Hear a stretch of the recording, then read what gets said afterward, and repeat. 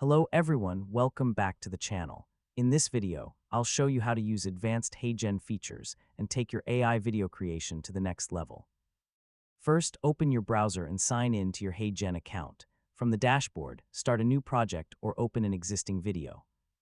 Depending on your account and available features, you can explore advanced tools such as custom avatars, voice cloning, video translation, AI dubbing, multilingual content, subtitles, and other video customization options.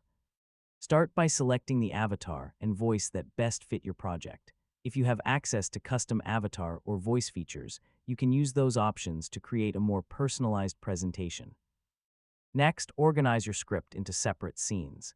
Keep each scene focused on one main idea and use different visual elements to make the presentation more engaging.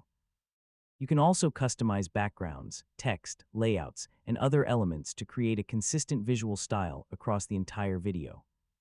For multilingual content, explore the available translation or dubbing tools and select the languages you want to use. Always review the translated version carefully before publishing. After completing your advanced settings, preview the entire project.